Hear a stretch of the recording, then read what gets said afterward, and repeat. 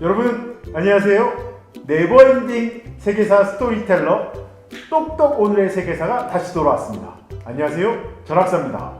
두 분 인사하시죠. 예, 안녕하십니까. 성우양입니다. 네, 안녕하세요. 날진입니다. 예, 이제는 중국 상고사를 마무리해야 될 때가 온 것 같습니다. 그래서 그 마무리하는 시점에서 가장 중국 삼국사에서 중요한 인물인 진시황에 대해서 알아보도록 하겠습니다.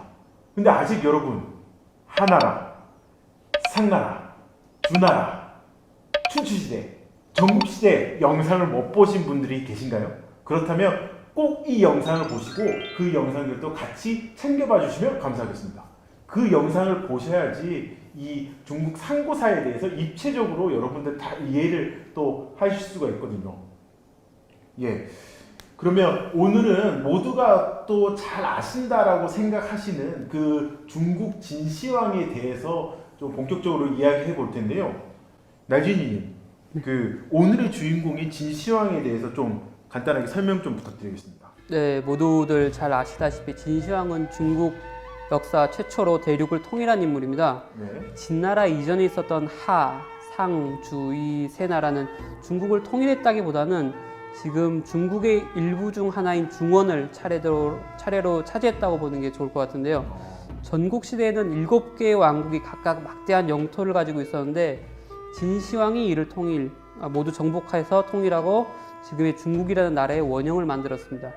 중국 역사상 한 명의 영웅을 뽑으라고 하면 아마 그 영광은 진시황에게 돌아갈 것 같습니다. 예, 날진이님의 이런 그 아주 이 훌륭한 칭찬을 그 진시황이 들었는데요. 이 칭찬을 이제 증명해주는 또 스페셜리스트한 전문가가 있습니다.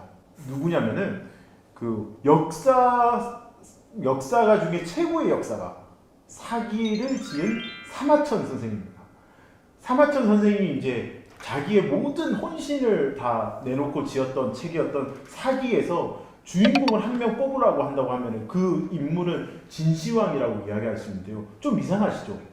왜냐하면 사마천이 사기를 지은 그 펴낸 해는 기원전 91년이었습니다. 91년이었으면 중국에 어떤 나라가 있었냐면 전한 시대였거든요. 그래서 그렇게 본다고 하면은 한 나라를 세운 유방이 어떻게 보면은 이 사기의 주인공이어야 되는데 그 사기를 읽어보신 분들은 모두 다 진시황이 주인공이라고 하는 것을 느낄 수가 있습니다. 예, 참 이 사마천이 진시황을 얼마나 높이 평가했다라는 것을 알 수가 있는데요. 그런데 황제라고 하는 말도 그 진시황이 스스로 만든 그 단어라고 하던데요, 양원님. 예, 그렇습니다. 물론 여러분들께서 설마 이 진시황을 그 이름으로 아시는 분들은 없으시리라 생각을 하고요. 이 황제라는 명칭도 만들어진 명칭이죠.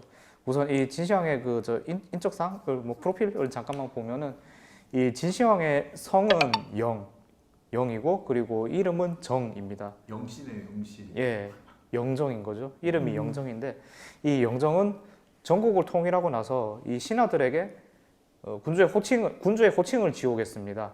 그러니까 나를 뭘로 부를 건지 뭐 한번 갖고 와봐 그런 거죠.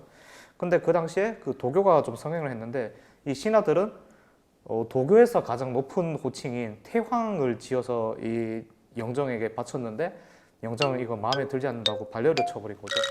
반려를 쳐버리고 모르겠습니다. 그 태황이라는 게 자신이 너무 종교스러워서 싫어했는지 그런 것도 있지만 또 너무 예. 항상 도교에 나왔으면 사람들 입방아에 오르내리고 아무래도 했으니까 예. 태양이라고 하는 게 식상했겠죠. 예, 좀 식상했던 것 같아요. 그래서 이 마음에 들지 않아서 반려를 쳐버리고 이 전설의 명군이라고 불리는 바로 이 사망오제, 저희가 지난 편에서도 언급했던 그 사망오제에서 황 그리고 제를 각각 따서 황제라고 지었습니다. 예. 그리고 이 자신은 그 황제 중에서는 첫 황제라는 뜻으로 이 처음 시자를 붙여서 시황제라고 부르게 된 거죠. 그래서 이 자연스럽게 이 진시황, 즉 시황제가 죽고 난 다음에는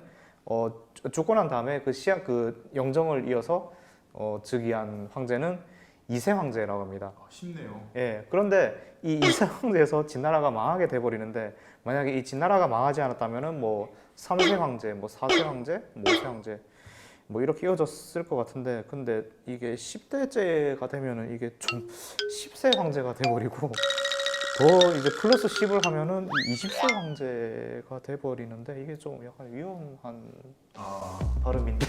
역시 힙합을 사랑하시고 우리 래퍼 MC 양님이라서 그런지 표현이 참 거칠고 갱스터스럽고 또 그 라임이 딱딱 이렇게 맞는 그런 표현이었는 것 같아요. 귀에서 툭 들어옵니다. 여러분들 그러시죠?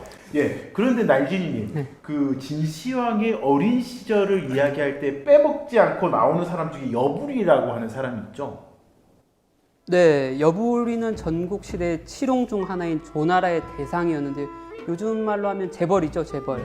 재물로서는 남부를 게 없었는데, 그러니까 여부리가 이제 재물이 많다 보니까 또 권력이 탐이 나기 시작했습니다. 그래서 권력을 얻기 위해서 인생 최대의 판에 베팅을 하게 되는데 그게 바로 당시 진나라에서 조나라로 인질로 잡혀와 있던 자초의 스폰서가 되기로 한 겁니다. 후원을 한 거죠.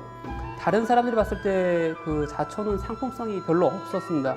왜냐하면 할아버지 소양왕이 전국 칠홍 중에서도 가장 강력한 진나라 왕이긴 했는데 자초 본인은 그 아버지 안국군의 첩의 자식이었고 또 20명이 넘는 아들 중에 한 명에 불과했거든요. 그러니까 왜 그 이렇게 전쟁이 많이 하고 하면은 한 명씩 인직을 이제 남의 나라로 보내잖아요. 그래서 야 이번에 또 쳐들어오면은 우리 잡고 있는 인질 여기 다 못 뺄 거야. 뭐 이런 식으로 이제 겁도 주고 해서 전쟁을 못 하게 하는데 자초가 이렇게 진나라 뭐 왕족이라고 하지만은 그 뭐 비중이 없었기 때문에 그렇게 조나라로 인질로 끌려왔던 거네요. 예, 맞습니다. 하지만 자초는 여부리를 만나고 나서 승승장구하게 되죠. 여부리의 자금력으로 자신의 영향력을 조나라 그리고 진나라까지 넓혀갖고 마침내 아들이 없었던 아버지의 정실 부인인 화양 부인을 깨워가지고 양자가 됩니다.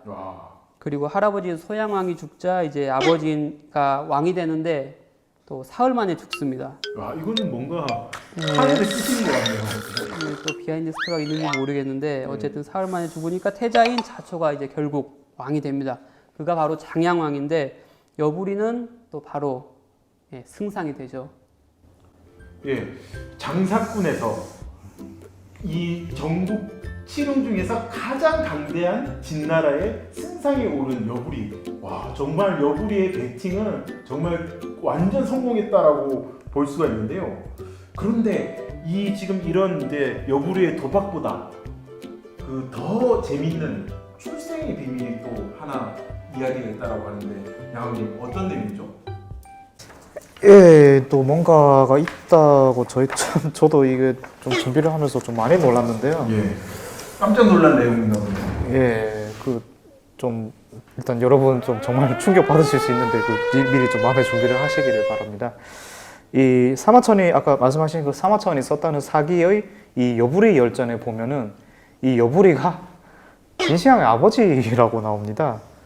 이게 뭐 갑자기 이게 무슨 충격적인 말이냐고 충격적이네요. 좀 싶은데 이게 무슨 내용이냐면은 이 자초가 조나라에서 그 인질 생활을 하고 있던 시절로 잠시 시간을 되돌려 보면 이 여부리에게는 조희라는 첩이 있었다고 합니다. 그런데 이 자신의 아들을 임신한 조희를 자초에게 바쳤다고 합니다. 이 자초는 이 조희의 미모에 빠져서 그 자신의 부인으로 삼았는데 이 사이에서 태어난 사람이 바로 진시황이라는 거죠. 이 자초 장양왕도 즉위한 지 3년 만에 죽었는데 그때 왕의 즉위한 태자의 나이가 그 13살, 13세였고 여부리는 그 승상으로서 진나라를 섭정하게 됩니다. 예, 역시 출생의 비밀은 정말 동서고금을 막론하고 흥미진진한 것 같습니다. 진시황과 여부리의 관계는 그 이후에 어떻게 됐나요?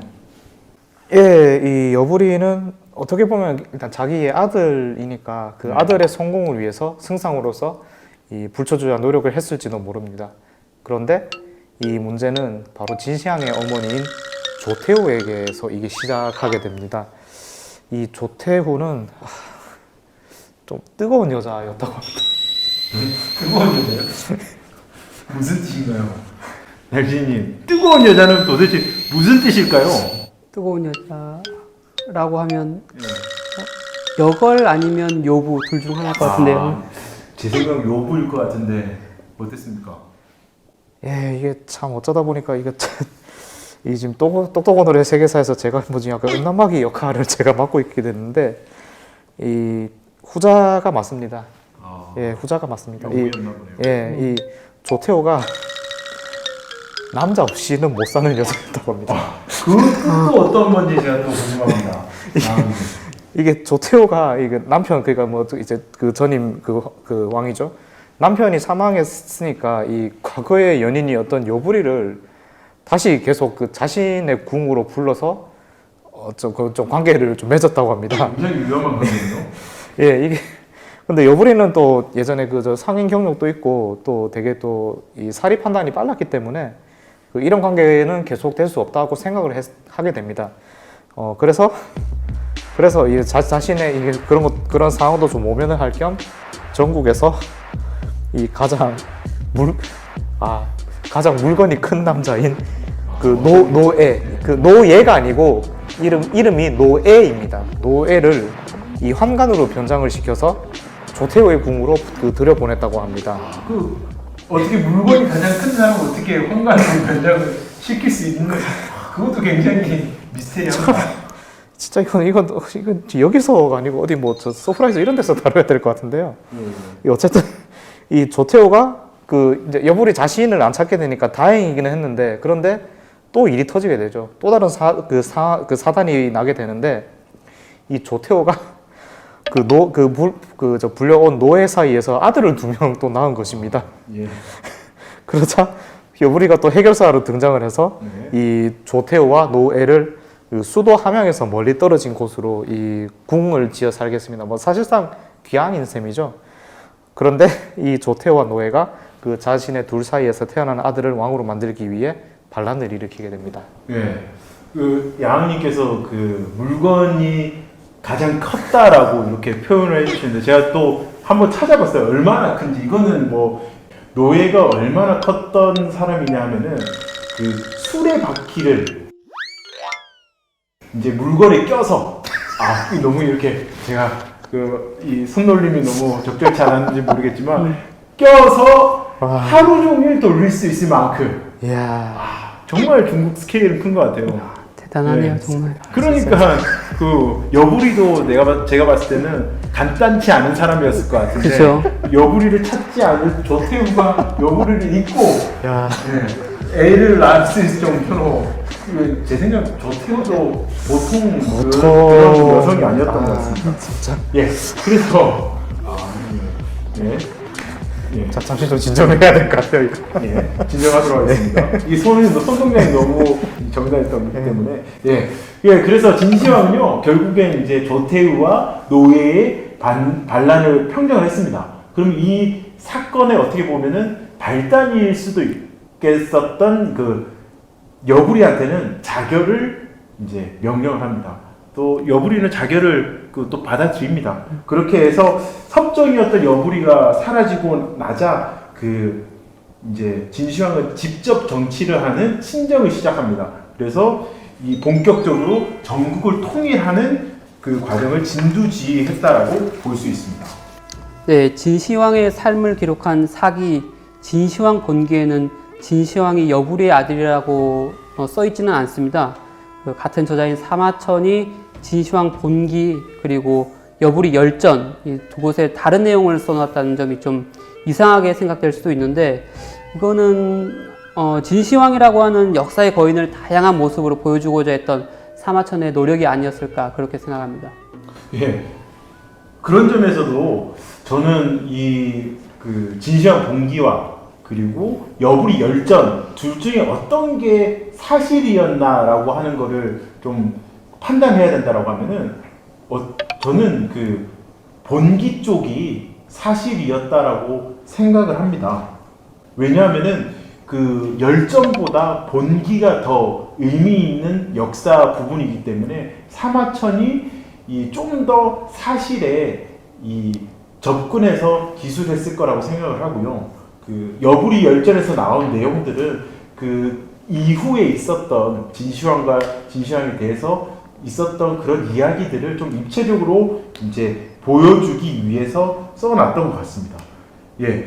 그래서 진시황은 이후에 자신의 군사적 재능과 그리고 진나라가 가지고 있는 폭발적인 잠재력을 이제 서로 믹스를 시켜가지고요. 전국 시대를 끝내고 중국을 마침내 통일하게 됩니다. 예. 아, 그런데 잠시만요. 이게 이 중국을 통일하기 전에 이 진시황을 푹 하려고 했던 이 형가 이야기가 지금 빠진 것 같은데. 아, 예, 예. 예. 그 형가 이야기는 정말 또 우리 그 여불이 노예 이야기 했던 것처럼 정말 재밌는 이야기인데 이 이야기까지 하게 되면 이 암살 이야기 그리고 중국의 협객 이야기 이거 정말 재밌는 이야기잖아요. 그쵸. 근데 이거까지 하게 되면은 너무 이 영상이 길어질 것 같아가지고 이 부분은 특별히 저희가 번외편으로 한번 영상을 만들도록 하겠습니다. 그리고 여기까지 이제 진시황이 그 전국을 통일하는 과정 전까지 이렇게 봤고요. 그 다음 편에서는 진시황이 중국을 통일하고 어떻게 중국을 통치를 했는가에 대해서 본격적으로 그 이야기를 나눠보도록 하겠습니다. 자, 그럼 오늘은 이 중국 역사상 이 수나라 양제, 수양제와 함께 최고의 폭군으로 알려져 있는 이 진시황의 악행에 대해서 한번 이야기를 하는 건가요? 어떻게 되는 건가요? 아, 여러분들 진시황은 피도 눈물도 없는 그런 진짜 폭군 중에 폭군이라고 생각하시는 분들도 많으실 텐데요. 그래서 오늘은 저희가 그 진시황을 대신해서 변명을 하는 이렇게 영상을 한번 만들어 봤으면 좋겠습니다. 그래서 진시황이 이룬 많은 업적들은 이렇게 많이 이야기를 하고요. 그리고 악행은 조금만 이야기하도록 하겠습니다. 네, 맞습니다. 진시황이 그냥 그저 그런 폭군이었다면 오늘날까지 그에 대해서 수많은 역사학자들이 연구하고 다루지 않았을 겁니다. 전쟁과 그리고 국가적 토목공사에 대해서 희생된 사람들을 이야기하면서 진시황을 비판하는 의견들이 많은데요. 지금의 기준과 기원전 200년경 그 두 시대를 보면 개인을 생각하는 시각이 완전히 다를 수밖에 없다는 점을 먼저 말씀드리고 싶습니다. 그때는 인간의 존엄성 같은 거는 전혀 찾아볼 수가 없죠. 예, 그럼 이제부터 진시황의 업적에 대해서 한번 본격적으로 이야기해 보겠습니다. 두 분께서 뭐 업적에 대해서 이야기해 주시기 전에 제가 먼저 두 분의 이제 좀 짐을 좀 덜어드리기 위해서 잘 알려지지 않은 업적부터 좀 말씀을 드리도록 하겠습니다. 진시황은요, 중국의 스탠다드를 만들었다라고 할 수가 있습니다. 춘추전국 시대 500년 동안 중국은 지방마다 각기의 기준으로 살고 있었습니다. 통일 중국에서는요, 사회 통합을 위해 기준을 정비했습니다. 첫 번째로 문자를 통합을 했습니다.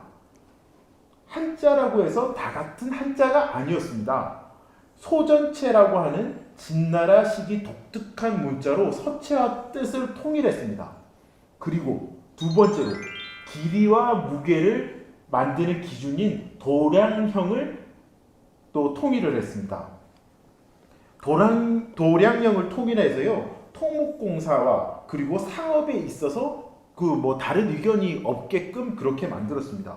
여기에 발전하면서 그때 당시에는 주요 교통수단이 뭐였냐면 그 수레가 달린 마차였습니다. 근데 이 마차가 다 지금 보면은 그 자동차가 여러 가지 종류가 있지만 거의 폭은 비슷하잖아요. 네. 그리고 한 그 또 차선의 그 넓이도 정해져 있잖아요. 그렇죠. 그렇게 해서 어떤 차들이 달려도 크게 뭐 무리가 없게끔 그렇게 폭을 정했는데 진시황도 그때 당시에 이런 시스템을 도입을 했습니다. 그래서 이걸 왜 중요하게 생각을 했냐면 이 길을 정비하면서 진시황은 죽을 때까지 자신이 통일한 중국을 이렇게 순방을 하면서 다녔다고 합니다. 대단하지 않으세요? 아, 별로 안 대단한 것 같아요. 그러면 양님께서는 뭐 이거보다 더 또 대단한 이야기를 또 한번 업적을 이야기해 주실 것 같은데 어떤 업적이 있었나요? 아, 예, 일단은 뭐 저도 좀 개인적으로 좀 교통에 관심이 많아서 방금 이 전 학사님께서 말씀하신 그런 그 통일 부분은 큰 거라고 생각을 하고요. 뭐 일종의 우리나라의 뭐 한국도로공사 같은 뭐 그런 좀 역할을 했다고 볼 수 있는데 그리고 방금 말씀하신 그 전국 그 진시황의 전국 순방이 그런 의미를 가질 수도 있다고 생각을 합니다. 왜냐하면은 이 진시황의 순방은 도로와 도시의 발전이라는 이 그 사회 인프라를 구축하는 효과도 있지만 그런데 양이 있으면 의미 있죠. 이 스스로를 암살의 위험에 빠뜨리는 그런 좀 결과를 초래하기도 했는데요. 네. 이 진나라 멸망 이후에 전개되는 이 초안전, 그 뭐 항우 유방, 뭐 폐왕별이 뭐 등등 관련이 있는 그 초안전, 혹은 초안지라고도 하죠. 초안지라고도 하죠. 이 거기에서 대활약을 펼치는 인물 중에 한 사람이 나오는데 예. 한번 두 분 맞춰 보시겠어요? 누굴까요? 뭐그 한신 아닙니까? 한신. 땡. 한신 아니에요? 날진님. 예. 잘 모르겠네요. 정말 의외 인물입니다. 장량이 나옵니다. 장자방이라고 불리는 예, 사람. 바로 자방 그 장자방 장량이 맞는데요. 흔히 장량하면은 약간 좀 백년선생 이미지가 아닌가 하시는데 아닙니다. 이게 장량이 이 진시황의 암살 음모를 주도했다고 그런 기록이 있습니다. 이 창해 역사라는 이 어벤져스로 보면은 그 헐크 같은 그런 당대 최고의 장사를 기용을 해서 진시황이 타고 있는 수레를 박살내려고 했죠. 이게 일종의 청부살인이죠. 정말 갑자기 그 청부살인이라고 이렇게 암살 이야기 나오니까 재밌는 이야기가 다시 또 등장하는 것 같은데 그래서 결론은 어떻게 됐나요? 결과는 일단은 당연히 실패를 했죠. 실패를 했으니까 또 진시황이 어떻게 보면 자해사를 했는데 근데 이 진시황은 그 암살당할 것을 걱정해서 항상 이 행렬 때는 자신이 타고 있던 마차가 같은 것을 3대나 준비를 해서 자신이 어디에 타고 있는지 알 수 없게 했습니다. 결국 장량과 그 장량이 고용한 창의 역사는 헛다리를 짚게 된 거고 근데 이 시스템도 요즘 적용되고 있죠. 흔히 뭐 대통령이나 뭐 국가원수가 갈 때 같은 차량을 배열을 해서 누가 이 대통령 어디 탔는지 모르게 그렇게. 예. 맞습니다. 그 진시황이 이 본인이 죽는 거에 대해서 굉장한 스트레스를 받아 했었습니다. 그래서 그 불로 장생약을 뭐 구하는데 또 막대한 국가적 재정을 이제 투입시키기도 했고 그리고 그 중에 한 명이 이제 그 불로 장생약을 구하러 보냈는데 그 사람이 이제 그 제주도까지 와서 그 불로 장생약을 또 구하러 왔다라고 하는 그런 에피소드도 있습니다. 여기 역시 이런 세계사는 이런 에피소드가 나와야지 재밌는 것 같습니다. 네. 그 날진이님, 그러면 날진이님 생각했을 때 진시황이 이룬 업적 중에 가장 큰 업적은 뭔가요? 네, 중국 하면 떠오르는 랜드마크 혹은 뭐 관광 명소라고 하는 이제 만리장성이 아닐까 싶은데요. 만리장성은 오늘날까지 남아서 이제 유명한데 그 길이가 무려 2,700km라고 합니다. 우리나라 부산에서 신의주까지 거리가 680km 정도 되니까 대략 한 4배 정도 되죠. 어마어마합니다. 예. 진시황 때 물론 이 장성을 모두 완성한 건 아니고 그때 공사를 시작해서 그 공사는 청나라 때까지 쭉 이어집니다.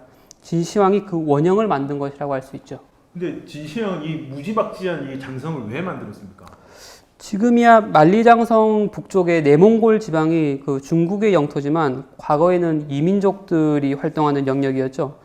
이들 북방 유목 민족들은 과거부터 중국 영토로 쳐들어와서 중국을 많이 괴롭히곤 했는데 뭐 서씨의 웃음을 위해서 주나라 유황이 벌인 봉화놀이 이런 것도 견융족을 막기 위한 방비였다고 합니다.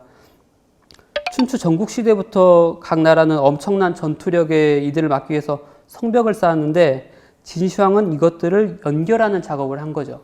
예, 흉노족을 대표로 하는 이들 북방 민족들은요 이후에도 끊임없이 중국사에 영향을 끼쳤습니다. 이들은 이후에 금나라, 요나라, 청나라 등 국가를 이제 중국 본토에 세운 거는 여러분들 잘 아시죠? 근데 최근 들어서 역사로 수립을 됐는데요. 수나라, 당나라를 세운 지도자들도 이 북방 민족 출신이었다라고 합니다. 예. 다음으로는 이제 진시황의 업적에 대해서 양학님께서 소개해 주시면 좋겠습니다. 예, 저는 좀 더 행정적인 부분을 말씀드리겠습니다. 이 진시황은 주나라가 망하고 이 춘추 전국 시대가 열렸던 이유를 바로 봉건제 때문이라고 생각을 했습니다. 예. 그래서 이 진시황은 중앙에서 직접 관리를 지방으로 파견해 그 다스리는 군현제를 실시하게 됩니다. 사실상 봉건제를 좀 믿지 않아서 거의 뭐 폐기했다고 볼 수 있는데 그래서 이 전국을 36군으로 나누고 그 군 아래 또 현으로 나누게 됩니다. 이 전하사님께서 언급해 주신 대로 길도 닫고 뭐 도량형도 통일하고 그렇게 그런 기반이 있어서 또 신속하게 행정을 집행할 수 있었다고 볼 수 있죠. 예, 9년제, 만리장성 만들기, 그리고 도량령 통일. 학교 다닐 때 그 진시황의 업적이라고 하면 이렇게 여러분들 많이 들어보셨죠? 근데 무슨 의미인지는 잘 모르셨죠? 그래서 아마 여러분들 세계사가 재미가 없었을 거예요. 저희 같이 이렇게 재밌게 선생님께서 알려주셨으면은 여러분들 세계사 공부 포기하지 않았을 텐데 참 안타깝습니다. 이게 왜냐면은 각 예. 개념을 이렇게 떨어뜨려서 외우는 게 아니고 흐름이 중요한 것 같아요. 결국에는 예. 흐름이 있어야 아 이게 이렇게 되는구나 해서 좀 더 쉽게 알 수 있게 되고 좀 그런 게 있지 않나 싶습니다. 네, 그래서 진시황 영상을 처음 지금 보시는 분들이라고 하면은 이 영상 이전에 진시황의 이제 전국 통일 전에 이야기라든지 그리고 그 전에 있었던 이제 하나라, 상나라, 뭐 춘추시대, 전국시대 영상들도 같이 좀 찾아보시면 좋을 것 같습니다. 끊임없이 저희는 또봇의 영상에 대해서 여러분들께 홍보하고 있습니다. 예, 그러면 지금까지 자 진시황의 이런 업적에 대해서 저희가 세 명이 하나하나씩 이야기를 했는데 네. 그래도 그 너무 진시황이 폭군이라고 하는 이미지가 있는데 왜 이런 이미지를 갖게 됐는지 이런 것도 한번 또 이야기해줘야 될 것 같습니다. 근데 이 이야기를 해줘도 하면서 이 악행에 대한 부분도 여러분들도 나름의 그 변명도 같이 좀 해주셨으면 좋겠습니다. 나진님. 네, 진시황이 저지른 악행 중에 가장 큰 거는 역시 엄청난 토목공사인데요. 방금 아까 말씀드린 만리장성뿐만 아니라 또 역사상 가장 크고 화려한 아방궁 그리고 이제 자신의 무덤을 만들었는데요. 특히 진시황릉은 동서남북으로 500m 그리고 높이가 76m에 달하기 때문에 이후에 모두들 이것이 산인 줄 알았다고 해요. 그냥 단순하게. 그래서 야. 1980년대까지 도구를 면하고 보존이 될 수 있었죠. 예. 그 도굴꾼들 얼마나 야. 많아요. 그래서 그쵸. 그러면 도굴꾼들은 아마 역사상 진시황릉이 아마 1호였을 거예요. 이 진시황릉을 한번 파면은 야. 엄청난 막 이렇게 보물이 막 쏟아질 거라고 생각을 했는데 못 찾았던 거네요. 역시 그렇죠. 우리 옆집, 우리 뒷산이 진시황릉이었는데. 예, 스케일이 다르죠. 네. 예. 네. 야. 그 수백만 명이 이렇게 동원된 공사였기 때문에 백성들 불만이 아주 컸겠네요. 네, 맞습니다. 이 토목공사의 후유증이 진시황이 죽고 나서 결국엔 각 지역에서 반란이 일어나는 이유가 되는데요. 진시황 대신에 변명을 해보자면 당시에는 빈번하게 전쟁이 계속되던 전국시대 직후여가지고 통일된 이후에 평화로운 시대에 이제 막대한 병사들을 어떻게 운용할지 고민이 많았을 겁니다. 그래서 이들 군사들이 경거망동하지 않도록 군사력을 토목공사에 대신 투입을 했던 거죠. 예, 그리고 뭐 토목공사도 있고 또 무엇보다 이 후대 진시황이 욕먹게 되는 이유는 아마 분서갱유가 아닌가 싶습니다. 분성이 진짜 욕 많이 먹죠. 예, 이게 참 약간 좀 양면적인데요. 아무래도 무슨 뜻이죠? 예. 예, 분서가 분서, 불에 태운다, 책. 즉 네. 책을 불에다가 책을 태운다는 뜻이고 그리고 갱은 뭐 묻다. 그리고 유는 흔히 유학할 때, 네. 유자들 할 때 그 바로 학자를 묻는다. 결국에 생매장했다는 뜻이 되겠죠. 이 후대 중국이 이 학문을 숭상하는 유교 국가였다는 점을 생각을 하면은 아마 진시황의 이런 행동은 아마 거의 뭐 시대를 넘어서 욕을 먹었던 짓이라고 할 수 있는데 그래도 제가 이 분서갱유에 대해서 잠시 좀 변명을 덧붙여 보자면은 이렇게 그 중국 역사상 분서갱유에 대해서 변명을 해주는 사람은 아마 그 양왕님이 처음인 것 같은데 아마 2000년 만에 처음일 것 같습니다. 진시황이 다시 살아나서 막 고맙다고 막 인사하는 거 아니겠습니까? 예, 뭐 거의 뭐 세계 최초일 겁니다. 물론 뭐 그렇지. 글쎄요, 뭐 나쁘게 표현하면 뭐 글쟁이는 뭐 말 안 들으니까 묻어버려야 된다 뭐 이렇게 할 수도 있겠는데 근데 이거는 너무 좀 약간 잔인한 표현 같고 이 분서갱유의 의미에 대해서 좀 학자들도 좀 해석을 많이 합니다. 그리고 저도 그 내용을 좀 인용해서 전달해 드리는 거고요. 이 분서나 갱유 모두 이 진시황의 권력 강화라는 입장에서 해석을 할 수 있는데 이 진시황은 전국을 통일하고 부국 강병을 위해서 이 법가 사상을 채택하게 됩니다. 즉 강력한 법치의 확립으로써 이제 자신의 나라를 다스리겠다 뭐 이런 뜻이었다고 볼 수 있는데, 그런 점에서 공자 혹은 맹자가 완성한 이 덕에 의한 유교 사상은 자신의 통치 이념과 맞지 않았던 거죠. 덕으로서 다스려라? 아니다. 나는 법을 강하게 집행해서 내 나라를 통솔하겠다 이런 생각이 있었던 거죠. 즉 이 강력한 중앙 집권화를 이뤄서 전쟁을 막을 수 있다면 이 진시황 영정에게 자신에게는 그것보다 더 중요한 일이 없었다 이렇게 판단했다고 볼 수 있는 거죠. 예, 양님의 말씀은 좀 일리 있어 보이는데 그래도 좀 가치 판단에 의해서는 알쏭달쏭하네요. 예. 근데 제가 봤을 때는요, 진시황이 잘못했던 일 중에 가장 잘못했던 건 뭐냐면 후계 문제였습니다.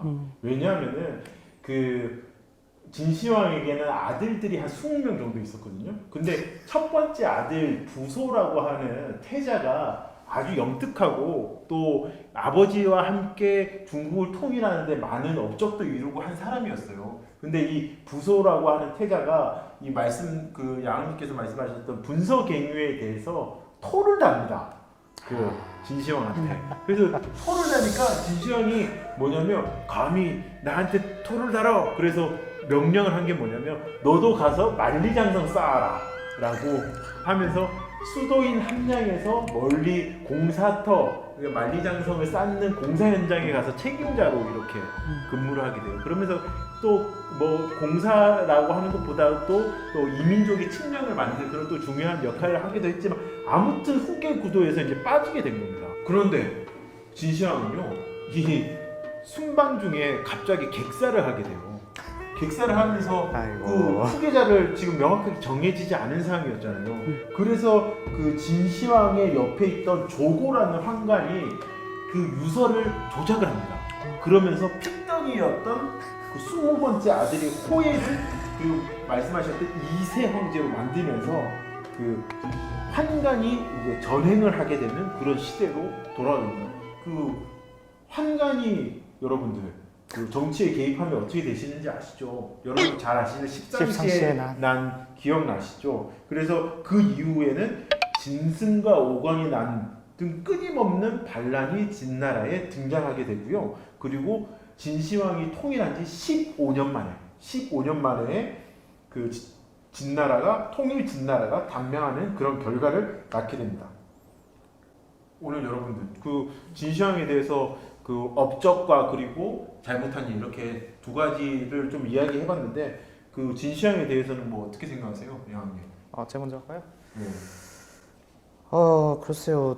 뭐 어떤 사람이라면 뭐 장점이 있고 단점이 있고 또 호평을 들을 수도 있고 악평을 들을 수도 있는 건데, 일단 그런 것을 그냥 일단 다 좀 묻어두고 이 진시황이라 하면은 현대 중국의 기틀을 마련한 사람이다. 저는 이렇게 볼 수 있을 것 같습니다. 이게 무슨 말이냐면은 아까 뭐 우리가 다뤘던 뭐 도량형 통일 뭐 그런 거를 비롯해가지고 이제 그런 행정적인 통일, 그리고 이제 국토 측면에서의 통일, 중국의 통일, 이것에 대한 개념을 뭐 자신의 뜻이든 혹은 뭐 타이든 그런 것을 남겼다고 생각합니다. 또 진시황이 있었기 때문에 또 좋은 쪽으로든 나쁜 쪽으로든 뭐 한나라 유방 같은 이 인물도 등장을 할 수 있었고, 뭐 나중에 뭐 당태종 이세민, 뭐 또 뭐 그 뭐 명나라 주원장, 혹은 뭐 또 나중에 청나라까지 뭐 옹정제, 뭐 걸륭제, 이런 뭐 훌륭하든 훌륭하지 않든 그런 왕이 등장을 하게 되고, 그런 왕의 일종의 그 업적의 척도가 될 수 있는 그런 의미가 있는 그 황제가 바로 시황제가 아닌가 이렇게 생각합니다. 예. 네. 많은 이야기 해주셨는데 날씨님은요?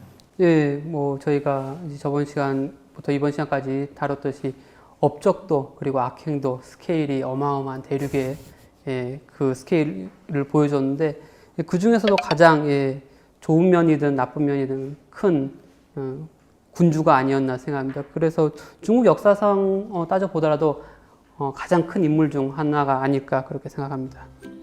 네, 이렇게 진시황의 삶까지 여러분들한테 말씀을 드리고 나니까 이 다음 이야기로는 어떤 시대에 또 어떤 이야기를 좀 나눠 드려야 될지 또 고민이 많이 됩니다.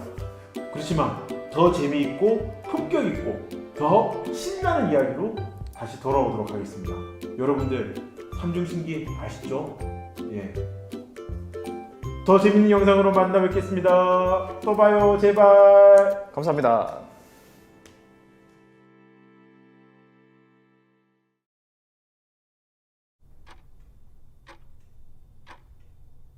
안녕하십니까? 똑똑 오늘의 세계사 성우 양학입니다. 오늘은 어떤 이야기가 여러분을 기다리고 있을까요? 자, 출발하시죠. 그동안 진시황 시대를 달려왔습니다. 이 기세를 이어서 이번 영상에서는 초안 전쟁이 벌어지면서 한나라가 어떻게 탄생했는지 이야기하겠습니다. 기원전 210년, 전국을 순방하던 진시황 영정이 급사했습니다. 환관 조고가 진시황의 유서를 조작해서 진시황의 막내 아들인 호해를 황제 자리에 앉혔다는 말씀은 지난 영상에서 언급했습니다. 무능한 호해가 이세 황제가 되자 조고가 조정을 유린했고 전국 각지에서 반란이 일어났습니다. 이렇게 혼란한 시대를 개봉박두시킨 반란, 진승과 오광의 난입니다. 진승은 토목공사하라는 명을 받고 징발된 900여 명 중 한 명이었습니다. 그런데 큰 비를 만나서 기일 내에 이 900여 명 전부가 공사 현장에 도착하지 못하게 되었죠. 당시 진나라 법률에는 이유를 불문하고 기일 내에 도착 못하면 참죄, 쉽게 말해서 사형을 집행한다는 조항이 있었습니다. 이 때문에 처벌받을 것을 두려워하다가 결국 진승과 오광은 같이 있던 무리를 이끌고 반란을 일으켰습니다. 그때 진승이 내건 구호가 왕후장상의 시가 따로 있나? 입니다. 짧은 구호지만 당시 신분제를 전면 부정하는 도발적인 내용이었죠. 급기야 기원전 209년에는 장초를 건국했고 진승은 왕위에 올랐습니다. 하지만 진나라의 마지막 명장이라 할 수 있는 장안에게 곧 진압당했습니다. 평민 진승의 반란은 그렇게 오래 가지 못하고 실패했습니다. 그런데 묘하게도 장상의 씨도 자극하게 되면서 진나라가 멸망하는 계기가 되었습니다. 망국인 초나라의 명장이자 진나라의 마지막까지 대항한 항연의 아들인 항량도 비슷한 시기에 걸기했습니다. 여러분께 토막 질문 하나 하겠습니다. 항씨라고 하면 누가 제일 먼저 떠오르십니까? 혹시 떠오르는 분이 있다면 그 사람이 항량의 조카가 맞는지, 오늘부터 4부작 영상으로 여러분과 만날 2명의 주인공 중 1명이 맞는지 기대해 주십시오. 답은 조금 뒤에 바로 나옵니다. 여러분께서 집중해서 들을 수 있게 별짓을 다하는 이 채널은 똑똑 오늘의 세계사입니다. 소설 초안지는 삼국지 연의 정도로 우리에게 친숙합니다. 초나라와 한나라의 대결이 일종의 피규어가 되어 오늘날까지도 이어지고 있습니다. 바로 장기죠. 녹색 처소로 새긴 말은 초, 적색 해서로 새긴 말은 한입니다. 저는 어릴 때 초안지를 읽고 늘 궁금했던 점이 있습니다. 무예도 뛰어나고 세력도 강했던 항우가 유방을 만나기만 하면 아주 패조지다시피 했는데 어떻게 최종전에서 한 번 졌는데 역사의 패배자로 남았는가 하는 점입니다. 이쯤에서 어벤져스급 역사가의 기록을 빌리고자 합니다. 사마천입니다. 사마천의 역작인 사기를 보면 유방이 초안전 최종 승리를 축하하는 자리에서 한 말이 있습니다. 나는 행정은 소아에 못 미치고 지략은 장량에 못 미치고 군사 지휘는 한신에 못 미친다. 그러나 나는 이 모두를 부릴 수 있었다. 반면에 항우는 범증 한 사람도 제대로 부리지 못했다. 어떻게 보면 자기 자랑입니다. 유방 자신은 덕이 있어서 사람들이 모여드는데 용인술까지 뛰어났고 자신의 능력만 믿을 독불장군 항우는 자기에게 졌다는 뜻이거든요. 그런데 말입니다. 제가 역사를 평가할 안목은 절대 못되지만 위에 유방의 발언만으로는 유방이 이긴 이유를 완전히 설명할 수는 없습니다. 그렇다면 무엇일까요? 유방은 항우와 달리 시대정신이 있었다고 평가할 수 있습니다. 항우를 보면 진시황 영정이 중국을 통일하고 수립한 세계질서를 해체하고 과거 춘추 전국시대 같은 봉건제 국가로 복구하려 했습니다. 그래서 항우는 진나라를 멸망하고도 스스로 제2에 오른 것이 아니라 초패왕 혹은 서초패왕에 머물렀습니다. 패왕이라는 명칭은 춘추 전국시대에서 특출난 능력으로 다른 제후를 이끌던 리더격인 제후를 가리키는 칭호였습니다. 반면에 유방이 꿈꾸는 세상은 달랐습니다. 진시황의 천하를 하나로 묶는 황제라는 자리. 유방은 이 자리가 만들어진 이상 이것을 거슬릴 수 없다는 시대 정신으로 여겼다는 점이 곳곳에서 보입니다. 그렇기 때문에 농사꾼 집안의 건달 노릇이나 하던 유방이 한왕이라는 제후 자리로 만족하지 않고 명모가 출신의 세력도 강성하던 항우와 끝까지 대적할 수 있었습니다. 그리고 승리했죠. 이런 유방의 시대 정신은 초안전쟁에 국한되지 않았습니다. 초안전쟁이 끝나고 어느 정도 자신의 나라가 틀이 잡히자 유방은 자신과 함께 항우에게 대항한 동료를 반역자로 몰아서 가차없이 처형했습니다. 영포, 팽월, 그리고 초안전 당시에 이래저래 잘못 처신한 것도 있지만 그래도 유방 자신에게는 끝까지 배신하지 않았고 나름대로 의리를 지켰다고 볼 수 있는 회웅후, 한신이 그렇죠. 토사구팽 국립국어원 표준국어대사전에서는 토끼가 죽으면 토끼를 잡던 사냥개도 필요 없게 되어 주인에게 삶아 먹히게 된다는 뜻으로 필요할 때는 쓰고 필요 없을 때는 야박하게 버리는 경우를 이르는 말이라고 정의하고 있습니다. 하늘에는 태양이 두 개가 뜰 수는 없는 법입니다. 오늘은 도입부라고 할 수 있어서 여러분께서 기대하셨을 전생 이야기보다는 배경 설명과 사설이 길었습니다. 본격적인 내용을 시작하기 전에 중요하지는 않지만 문의가 들어올 수 있는 내용이라서 공지하겠습니다. 항우라는 이름이 워낙 유명하고 표준국어 대사전에도 등재된 표준어 고유명사입니다. 다만 정확하게 말씀드리면 우는 자이고 적이 원래 이름입니다. 제갈량의 자가 공명이듯이 항적의 자가 우라는 말이죠. 참고하시기를 바라고 이번 초안전쟁 시리즈에서는 항우로 통일해서 말씀드리겠습니다. 아울러 유방도 개라는 자가 있다는 점을 덧붙입니다. 자, 그럼 진짜로 출발하시죠. 초안전쟁에는 등장인물도 많고 에피소드도 많습니다. 저희 영상은 큰 전투를 중심으로 보면서 역사적인 맥락을 짚는 데에 중점을 두겠습니다. 초안전쟁은 기원전 206년부터 기원전 202년까지 횟수로는 5년에 걸쳐 벌어졌습니다. 초안전쟁의 큰 얼개 혹은 큰 줄기는 앞선 영상에서 말씀드렸습니다. 진나라 이후에 항우가 만들어 놓은 신봉건주의라는 새로운 질서를 유방이 거부하고 도전하는 것이 그 큰 얼개입니다. 유방은 항우보다 15살 많다고 알려져 있으며 초나라 폐연 출신입니다. 젊었을 때는 다소 방탕하게 살다가 진승과 오강의 난이 발생한 시기에 봉기하게 됩니다. 이후에 항우의 숙부인 항량의 군대에 합류하면서 수천 병력을 지휘하는 탕군의 수장이 됩니다. 먼저 유방이 항우로부터 분리하면서 독자 세력이 된 경위를 말씀드리겠습니다. 항량과 항우가 골기하면서 명분이 필요했는데 초나라 왕실의 후에 한 명을 왕으로 세우게 됩니다. 그가 초회왕입니다. 초회왕은 기원전 207년에 항우에게는 진나라의 주력인 장안의 군대를 꺾으라는 임무를, 그리고 유방에게는 진나라 수도인 함양의 관문 함곡관을 공격하도록 명했습니다. 그러면서 회왕은 먼저 관중을 평정하는 자를 그것의 왕으로 삼겠다 라고 공언했습니다. 관중 땅은 오늘날의 산시성 일대인데 진나라 수도인 함양을 포함한 지역입니다. 당시 중국 전체 경제력의 절반을 넘게 담당하는 요충지였죠. 항우와 유방은 마음이 급해졌습니다. 관중 땅에서 왕이 되면 천하에서 1인자가 되는 길이 열리기 때문이었죠. 상대적으로 좀 더 조급한 쪽은 항우였습니다. 항우는 관중 땅에서 조금 떨어진 조나라에 주둔하고 있는 명장 장안과 싸워야 했기 때문입니다. 거기에 항우의 개인적인 원한도 있었습니다. 항우의 숙부인 항량이 장안이 이끄는 군대에게 죽었기 때문입니다. 항우는 특유의 과단성을 발휘하면서 장안군과 한판 붙었습니다. 이 전쟁을 나중에 거룩대전이라고 하게 됩니다. 파부 침주. 항우는 밥질 솥을 깨뜨리고 돌아갈 배를 가라앉혔습니다. 항우의 오만 정예군이 퇴로를 스스로 없앤 것입니다. 무섭게 정신무장한 항우의 군대는 자신의 4배인 20만 장안군을 몰아붙이면서 거룩대전에서 승리합니다. 거룩대전은 항우가 천하에 자신의 명성을 알리는 계기가 되었습니다. 그러나 도저히 변호할 수 없는 악행까지 저질렀습니다. 신한대학살입니다. 항우는 진나라 군사 수십만이 항복했는데도 모조리 죽이고 땅에 묻어버렸습니다. 반면에 유방은 함곡관으로 진군하면서 민심을 차곡차곡 얻었습니다. 유방군이 전리품을 탐하지 않는다는 소문이 돌면서 함곡관으로 가는 길에 있던 성읍은 싸우지 않고 유방군에 항복했습니다. 함곡관까지 공략한 유방은 초회왕에게 받은 미션을 완료했습니다. 그러나 거기서 더 나아가게 됩니다. 진나라 수도인 함양까지 공략하기로 결심하고 함곡관을 넘어간 것이죠. 그러자 진나라의 마지막 황제 자영은 폐상이라는 곳에서 유방에게 스스로 항복했습니다. 이로써 유방은 관중의 왕이 되는 꿈에 부풀었을 것입니다. 앞서 말씀드렸듯이 유방은 젊었을 때 다소 방탕했고 좀 더 격하게 표현하면 건달 출신입니다. 그런 경험 덕에 오히려 풀뿌리 민심을 알았는지 함양에서 약법 3장을 내걸고 인기 관리를 합니다. 한자 그대로 조항이 3개인데 그 내용을 보면 하나, 사람을 죽인 사람은 죽는다. 둘, 사람을 상하게 한 사람과 도둑질한 사람은 죄를 받는다.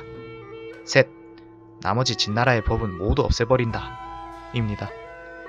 상황부터 시황제를 거치면서 진나라 특유의 촘촘한 법치주의 때문에 고통겪던 백성에게는 눈이 번쩍 뜨일 만한 획기적인 내용이었습니다. 항우도 귀가 있습니다. 유방이 민심을 얻는다는 소식을 듣고 마음이 급해진 항우는 말고삐를 쬐고 미친듯이 함양으로 달렸습니다. 긴장한 유방은 함곡관의 문을 후다닥 잠그고 항우군이 함양으로 못 들어오게 막으려 했습니다. 그러나 항우군 40만은 무지막지하게 맹공을 퍼부으면서 결국 함곡관을 함락했습니다. 이미 눈에 뒤집힌 항우는 여기에서 그치지 않고 유방군이 주둔한 패상에서 불과 40인이 떨어진 홍문에 주둔하여 총공격을 준비하게 됩니다. 유방의 목은 유방의 어깨 위에 있었지만 유방의 것이 아니고 항우의 것이 되었습니다. 그런데 유방은 인복을 타고난 인물입니다. 유방의 생애를 보면 심하다 싶을 정도로 부하덕의 위기를 모면하는 장면이 많은데 홍문에서도 그랬습니다. 항우의 또 다른 숙부인 항백은 초나라의 부흥운동에 몸담았다가 실패하자 장량에게 잠시 의탁했던 적이 있었습니다. 그 장량이 바로 우리가 흔히 아는 장자방입니다. 그런데 자신의 친구 장량이 유방의 휘하에 있어서 위험에 빠질까봐 걱정한 것이죠. 이 때문에 항백은 장량에게 항우의 속마음을 전하게 됩니다. 이를 들은 장량은 유방에게 지금은 납작 엎드릴 때라고 설득했습니다. 유방은 항백에게 감사하다는 의미로 사돈이 될 것을 약조합니다. 그리고 장량, 번쾌와 함께 항우가 있는 홍문으로 갔습니다. 유방에게 장량이라는 책사가 있었고 항우에게도 범증이 있었습니다. 범증은 향후에 유방이 항우를 위협할 인물이라고 예견하고 유방을 반드시 암살해야 한다고 항우와 모의했습니다.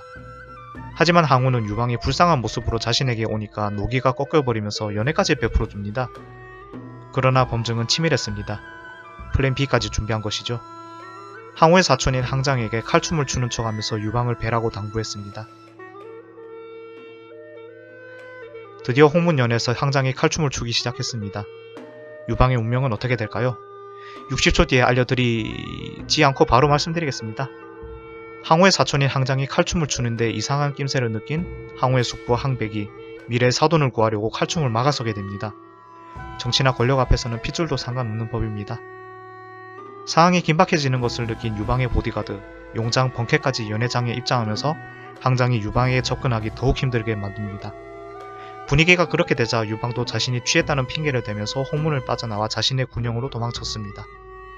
유방에게는 최대 위기였고 항우에게는 최대 실책으로 역사에 기록된 이 사건, 홍문지회입니다. 이후에 항우는 함양에 입성했고 유방에게 항복했던 진나라 마지막 황제 자영을 죽입니다.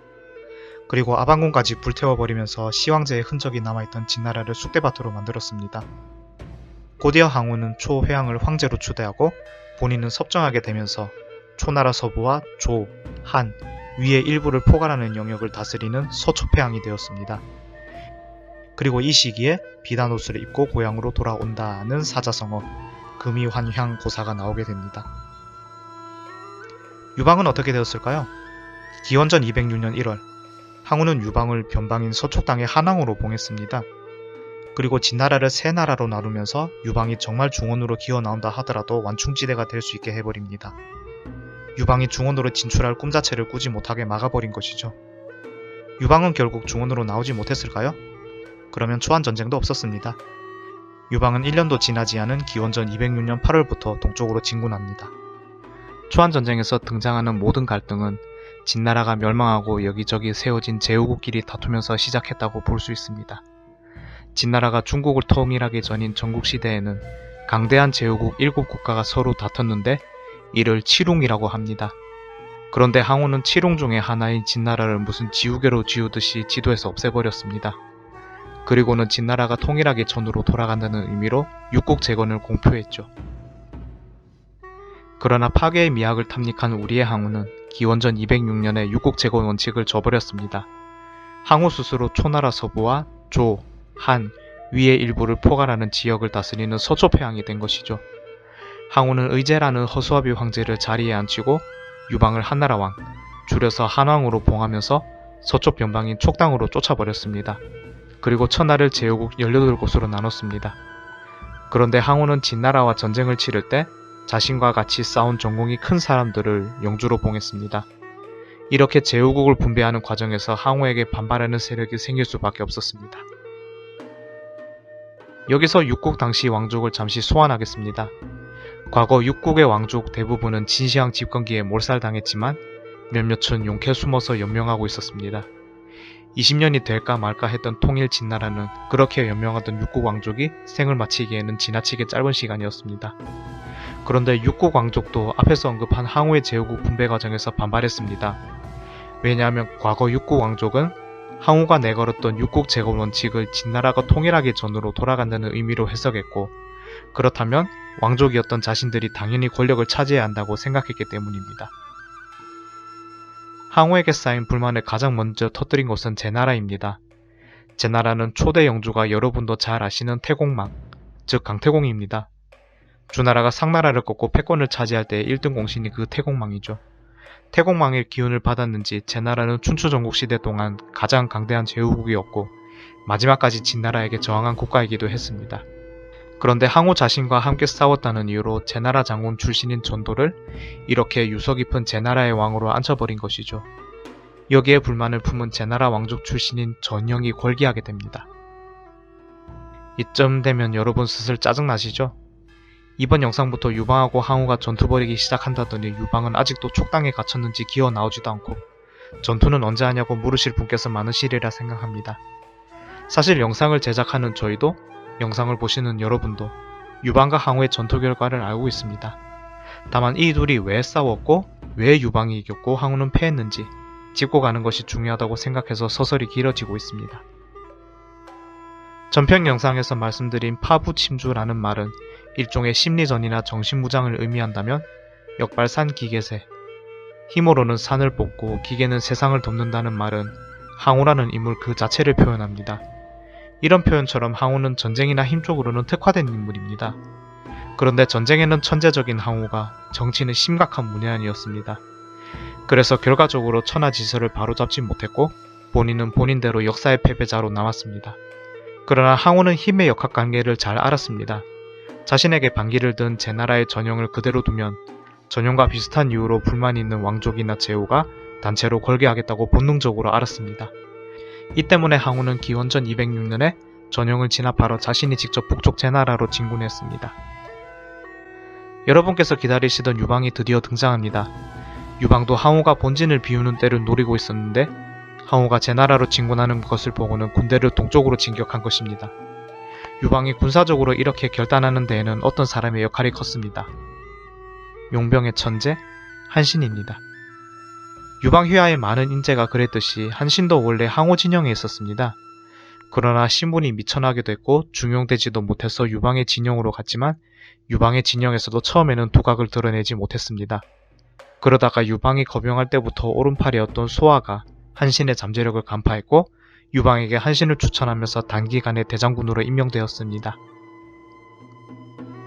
대장군이 된 한신은 서쪽당 오지에 사실상 갇혀서 자포자기하다가 오합지졸이 돼버린 한나라 병사를 심리적으로 조련했습니다. 많은 한나라 병사가 유방처럼 폐연 출신이거나 초나라 출신이었습니다. 당연히 고향을 그리워했죠. 거기에 한신이라는 용병의 달인이 등장하고 고향으로 돌아가고 싶은 열망이 다시 생기면서 한나라군은 점점 강해졌고 마침내 삼진을 격파하게 됩니다. 삼진을 격파한 것은 유방의 한나라군이 중원으로 진출하는 시작점이라는 의미가 있습니다. 그런데 여기서 또 등장하는 익숙한 이름이 있으니 장한입니다. 진나라의 마지막 용장이지만 거록대전에서 항우에게 패배한 그 장한입니다. 이후에 옹왕으로 임명받고 삼진종의 한 곳을 다스리고 있었는데 말년에는 유방에게도 패한 것이죠. 장한은 자살하면서 한많은 생을 마쳤습니다. 유방은 삼진을 격파하고 관종을 평정했습니다. 유방도 항우에게 이래저래 당한 것이 있으니 복수해야겠죠. 항우의 본거지인 초해수도 팽성을 목표로 잡습니다. 그런데 유방은 항우와 다르게 정치를 알았습니다. 팽성을 치기 전에 자신에게 명분이 필요하다는 것을 잘 알고 있었죠. 이에 명목상이었지만 어쨌든 황제였던 의제를 항우가 사주에서 죽였다는 소문을 퍼뜨립니다. 이 소문이 퍼지자 그렇지 않아도 제후국을 분배하는 과정에서 항우에게 불만을 품었던 세력이 모두 유방을 지지했습니다. 자, 유방 휘하에 군사 56만이 모이게 됩니다. 과장에서 기록했다고 치더라도 무지막지한 숫자입니다. 유방과 동맹군은 숫자로 밀어붙이는 인해 전술로 기원전 205년 4월에 팽성을 간단히 점령했습니다. 그런데 웬일일까요? 유방은 예전에 진나라 수단의 함양을 점령했을 때는 약법 산장을 내걸면서 노련하게 민심을 달랬습니다. 그런데 팽성을 점령하고는 그때의 현명함은 어디로 갔는지 흥청망청 놀고 즐긴 것입니다. 요즘 타이슨이 다시 뜨고 있죠. 누구나 계획은 있습니다. 타이슨에게 얻어터지기 전까지는 말이죠. 그렇습니다. 링 위에 올라가기 전에는 나름대로 계획이 있었지만 항우라는 끝판대장이 나타나니까 천하를 다스리겠다는 유방의 달콤한 계획은 물거품이 되었습니다. 항우는 아직 제나라를 완전히 정벌하지 못한 상태라서 3만 정예군만 추려서 팽성으로 남아있습니다. 유방이 팽성을 차지했지만 항우에게는 홈그라운드입니다. 군기가 해이해져서 무장 해제하고 헬렐레 하고 있던 유방군에게 항우는 3만 정예군으로 기습 공격해서 지옥행 차표를 끊어줬습니다. 항우군은 하룻밤 동안 복수했는데 유방군은 10만이 넘게 죽고 유방은 부모와 부인도 팽성에 남기고 서쪽으로 도망칩니다. 유방은 항우가 추격하는 것이 얼마나 두려웠으면 그가 타고 있던 수레의 속도가 안 나니까 같이 있던 그의 아이들을 한 번도 아니고 숫자내나 수레 밖으로 내던졌습니다. 이때 유방의 신복인 하우영이 그때마다 떨어진 아이를 다시 싣고는 수레를 모면서 유방에게 부모로서 이게 할 짓이냐고 일갈했다는 일화도 유명합니다. 전편에서 말씀드렸듯이 유방은 희한하리만큼 인복을 타고난 인물입니다. 팽성에서 패한 유방이 위기에 처하니까 휘하장수가 능력을 보여줍니다. 한나라의 행정을 총괄하던 소환은 후방에서 끊임없이 군사와 식량을 보급하고 장량은 계략을 펼치면서 팽월 등 여러 제후가 항우에게서 등 돌리게 만듭니다. 대장군인 한신은 팽성에서 패배한 책임이 어느 정도 있었지만 향후의 북벌을 감행하면서 항우의 전력을 분산시키더니 결국 항우의 급소를 찌르게 됩니다. 용장 번쾌도 형량과 성구에서 항우의 공격을 막았는데 기원전 203년까지 광무에서 항우의 발을 묶으며 유방을 측면 지원하게 됩니다. 지금까지는 항우가 우세한 상황입니다. 그러면 항우는 어떻게 최후를 맞았을까요? 계속 말씀드리지만 저희도 여러분도 결과는 다 알고 있습니다. 다만 휘하 여러 인재와 힘을 합쳐서 최종 승리한 유방과 다르게 항우는 개인적인 결함이 있었다고 해도 홀로 맞서다 패배했습니다. 거기에 항우를 따른 미녀 우희까지 이야기에 엮이면서 애잔한 비극 한 편이 나옵니다. 초안전쟁 마지막 이야기인데 이번 영상의 주인공은 유방도 항우도 아닙니다. 바로 대장군 한신입니다. 아니 지금까지 유방하고 항우를 신나게 언급해놓고 마지막 주인공은 갑자기 한신? 이러실 분도 당연히 계시리라 생각합니다. 맞습니다. 유방과 항우가 천하를 두고 다투었습니다. 그렇지만 초안전쟁을 결판낸 사람은 한신이기 때문에 이번 영상의 주인공이라고 말씀드립니다. 이전 영상에서 언급했듯이 한신은 진나라 평민 출신입니다. 지독하게 가난해서 끼니를 해결하기도 어려울 정도였죠. 그래서 강가에서 빨래하던 안악에게 밥을 얻어먹었다고 사기에까지 기록이 남아있습니다. 걸식표모라고 알려진 고사입니다. 그뿐만 아닙니다. 젊을 때 시장에서 마주친 불량배에 가랑이 밑을 기어서 위기를 모면했다는 이야기도 유명하죠. 과하지욕이라고 알려진 고사입니다. 미천함을 넘어서 비참할 정도였습니다. 그런 한신이 진나라 말기에 봉기한 항우의 휘하로 갔습니다. 그러나 어떻게 보면 당연하게도 요직에 중용되지 못했죠. 이내 항우를 떠나서 유방의 휘하로 갔지만 거기서도 부침이 있었습니다. 군법을 어긴 죄로 처형당하게 된 것이죠.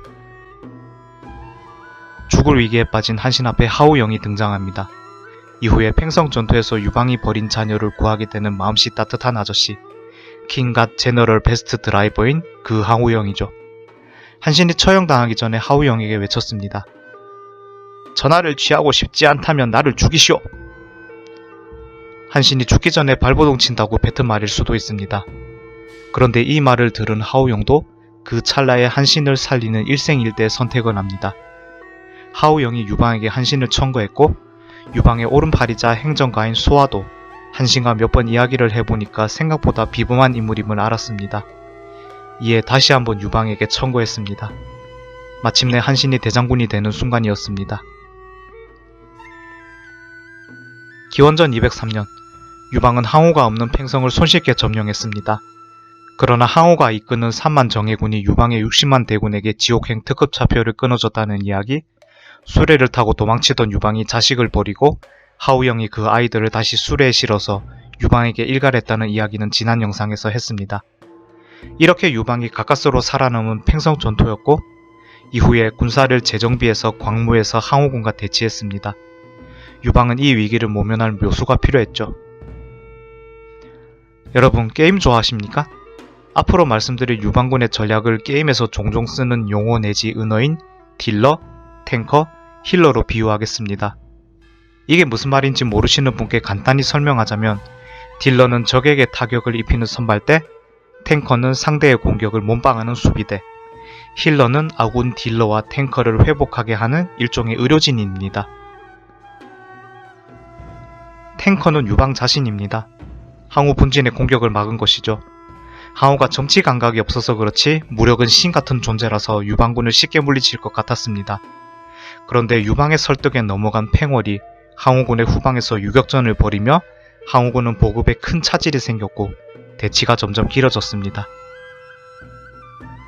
힐러는 행정가 소아입니다. 한나라 본국에서 인력과 군량을 미친듯이 보급했습니다. 딜러는 누구일까요? 오늘의 주인공이라고 언급한 이유가 있습니다. 한신입니다. 탱커와 힐러도 중요하지만 방어만 한다고 전쟁에서 이길 수는 없습니다. 결국은 공격이죠. 한신은 아직 항우의 영향권이던 북쪽을 정벌하기 시작했습니다. 한신이 북벌하는 것은 유방군이 동쪽과 서쪽에서 동시에 공격받더라도 포위될 걱정이 없어진다는 뜻이며 유방과 대치하는 항우군 본진이 완전히 바보가 되는 효과까지 있었습니다. 전쟁 과정을 보면 유방은 외교술도 적절히 발휘하며 모혈 입상하는 경우가 꽤 있습니다. 반면에 한신은 딜러답게 철저히 전투 위주입니다. 화끈하게 상대방을 굴복시킨 것이죠. 거기에 적은 군사로 상대방의 대군을 이겨버리니 그야말로 전쟁의 신입니다. 군사가 적기만 하면 모르겠는데 하다하다 오합지졸로도 전투에서 이겼습니다. 가장 유명한 전술이면서 오늘날에도 다양한 분야에서 쓰는 표현, 기원전 204년에 조나라와 전쟁할 때 펼친 배수진입니다. 병법에서 금지하네 어쩌네 하는 말을 제쳐두고라도 강을 등지고 군사를 배치하면 당연히 퇴강로가 막힙니다. 그런데 한신은 그 배수진을 활용했습니다. 조나라의 20만 대군과 싸워야 하는데 자신의 병사가 오합지졸인 점을 잘 알고 있었죠. 그래서 자신의 병사가 죽기 아니면 까무러치기 둘 중에 하나를 알아서 선택하라는 식으로 작정하고 배수진을 쳤습니다. 그리고 그 전술은 적중했습니다. 한신의 병사는 정말로 전투력이 활활 타오르며 조나라 군대를 압도해버렸습니다. 오합지졸인 한나라 군대를 잡아먹으려고 얼씨구나 룰루랄라 하면서 조나라 군대 대부분이 나온 사이에 조나라 성체 후방에 매복했던 한나라 병사 2000명이 빈집을 털었습니다. 졸지에 포위돼버린 조나라 군대는 사기가 꺾이면서 대패했습니다. 위, 대, 배수진을 펼쳐서 이긴 조, 연, 여기기에 죽음과 엮여서 멸망시키는 과정이 깔끔하지는 못했던 재해까지 과정과 방법을 떠나서 5나라를 평정한 한신은 전쟁의 신이 맞습니다. 그러나 한신도 정치의 신은 아니었습니다. 정치에는 문외한이었던 항우처럼 말이죠. 북벌에 성공한 한신이 저도 모르게 우쭐했나 봅니다. 뜬금없이 유방에게 자신이 제 나라의 가왕이 되게 해달라고 조릅니다. 복면 가왕의 가왕이 아니고 임시왕, 즉 가짜왕이라는 의미의 가왕입니다. 공이 크지만 뭔가 뺀질대는 모습을 보자 유방도 속이 쓰렸으리라 생각합니다. 실제로도 유방이 욱했지만 장량이 옆에서 조용히 유방의 발을 밟으며 지금은 한신의 말을 들어주라고 충고합니다. 무엇보다 유방은 항우와 달랐습니다. 정치를 알고 사람을 다룰 줄 알았고 전쟁에서 이겨야 했습니다. 산에 삐가 가왕이 뭐냐 가왕이 진짜 왕 한번 해봐. 유방은 한신을 제 나라의 진짜 왕으로 임명합니다. 그런데 바람 잘 날이 없습니다. 괴철 혹은 사마천이 사기에서 한무제의 이름을 피의하느라 괴통이라고도 하는 요설가가 등장합니다. 괴철은 유방, 항우, 한신이 천하를 셋으로 나누는 삼분지계를 꾀하라고 한신을 설득했습니다. 때마침 항우도 한신에게 사람을 보내서 자신의 편에 서달라고 했습니다. 5개국을 평정한 한신이었고 역량도 충분히 있었지만 괴철이 제안한 내용이 워낙 중대하고 파격적이어서 머뭇대다가 결국 받아들이지 않았습니다. 글쎄요, 한신이 괴철의 제안을 받아들였다면 우리가 아는 삼국지가 유비, 조조, 송건이 아니고 400여 년 일찍 앞당긴 유방, 항우, 한신이 될 수도 있었을까요? 결과적으로 한신은 초안전쟁에서 최고의 딜러가 되었습니다. 앞에서 유방이 탱커라고 언급할 때 팽월이 항우군의 후방에서 유격전을 벌였다고 언급했습니다. 이렇게 후방에서 괴롭히던 팽월을 치기 위해 항우는 드디어 기원전 202년 성고에서 출정했습니다. 그러자 유방이 항우가 자리를 비운 기회를 놓치지 않고 성고를 점령했습니다. 성고가 함락되었다는 소식을 듣고 항우는 돌아와서 성고를 다시 점령했지만 보급로도 잃고 병사까지 잃는 악수를 두게 되었습니다.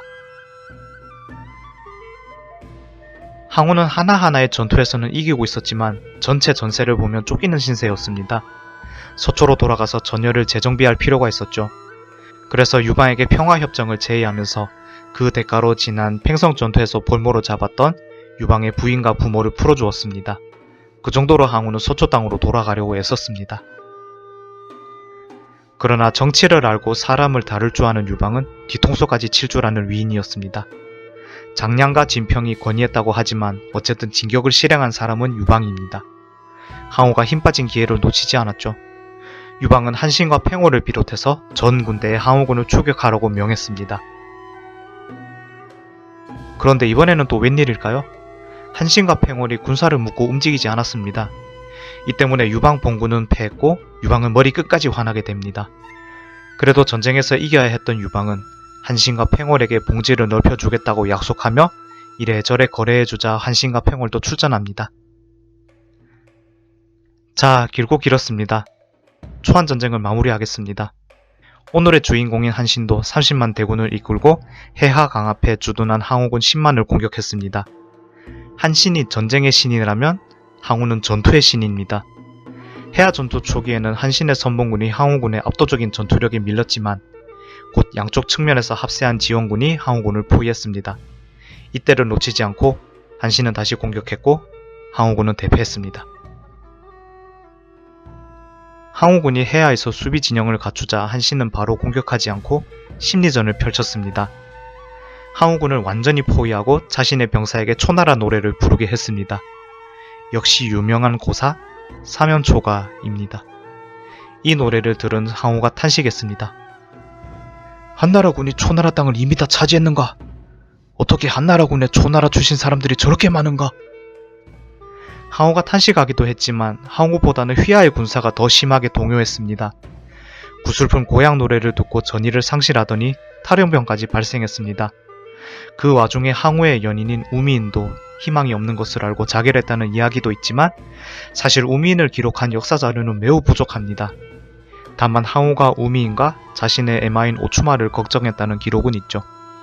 서시, 왕속은 양귀비와 함께 중국 4대 미녀인 우미인, 영웅 옆에는 미인이 있기에 그 삶이 더욱 빛나 보이고 최후는 더 안타까워 보입니다. 어쨌든 항우는 그 포위에서도 빠져나왔지만 그를 따르는 병사는 겨우 800여 명이었습니다. 오늘날의 거리로 200km가 넘게 도주했지만 결국 오강에서 자살했습니다. 오강만 넘으면 초나라였지만 항우는 자신과 함께한 부하가 모두 전사한 초나라에 가도 면목도 없고 재기할 희망도 없어 좌절한 것입니다. 그렇게 항우는 긍정적이든 부정적이든 엄청난 족적을 남기고 자신의 연인이 있는 곳으로 떠났습니다. 기원전 206년부터 기원전 202년까지 4년 반 동안 이어진 초안전쟁이 끝났습니다. 초안전쟁이 끝났다고 했지 전쟁이 끝났다고는 안 했습니다. 이제는 유방의 전쟁이었죠. 이전 영상에서 말씀드렸듯이 항우는 봉건체제 틀을 유지하려 했습니다. 그러나 유방은 진나라가 멸망하고 나서 봉건제는 끝났고 새로운 체제가 필요하다고 생각했습니다. 유방은 시황제 시기에 진나라가 그랬듯이 황제 지배하에 모든 천하가 움직이는 세상, 다시 말해 중앙집권제를 꿈꿨습니다. 그리고 단순하지만 섬뜩한 가정이 있습니다. 왕은 오로지 유씨여야 했습니다. 왕은 오로지 유씨여야 한다는 섬뜩한 가정. 유방은 자신과 함께 항우와 대립했고 공을 세웠다고 하더라도 제후 타이틀을 달고 있으면 제거 대상이었다는 뜻입니다. 거기에 오늘의 주인공인 한신과 급습의 천재인 팽월도 왕 칭호를 달고 있는 상황입니다. 특히 가장 공이 큰 제나라 왕 한신은 경기의 1순위, 아니 0순위였습니다. 한신은 정말로 정체를 몰랐을까요? 유방의 뜻을 알아채지 못했는지, 아무리 뺀질대도 유방이 자신은 못 죽일 것이라는 확신이 있었는지, 한신은 자신의 공을 높이려 하다가 결국 회음후로 강등되었습니다. 이후에도 이런저런 부침을 겪더니 처음에 한나라군에 들어갔을 때처럼 또 모반 사건에 연루되었고, 이번에는 처형을 피하지 못했습니다. 비슷한 시기에 팽월도 유방의 피바람쇼에 휘말렸습니다. 게다가 죽고 나서 그 시체가 젓갈로 담기는 비극을 겪었습니다. 사냥개를 데리고 토끼를 잡고 나니 쓸모없어진 사냥개는 삶아 먹히누나. 고사 토사구팽입니다. 뻔뻔하다 못해서 잔인하고 섬뜩한 한고제 유방의 이런 기질은 청나라 말기에 후흑학이라는 명칭으로 중국 특유의 철면피 성공학으로 발전하는 아이러니한 일도 발생합니다. 길었던 초안전쟁도 갈무리하겠습니다. 지금도 어딘가에서 우미인과 함께 자신이 호령하던 천하를 보고 있을 항우. 그러나 역사의 패배자로 남은 항우를 안타깝게 생각하며 그가 남긴 시를 여러분께 소개하면서 영상을 마치겠습니다. 힘은 산을 뽑고 기백은 온 세상을 덮네. 때가 불리하니 명마인 추도 달리지 못하네. 추가 달리지 않으니 이를 어찌해야 하는가. 우야, 사랑하는 우야, 그대를 어찌하리. 초안전쟁편을 시청해주셔서 감사합니다. 더 재미있는 세계사 이야기로 뵙겠습니다. 구독, 좋아요, 댓글, 삼종신기는 똑똑 오늘의 세계사를 만드는 사랑입니다. 감사합니다.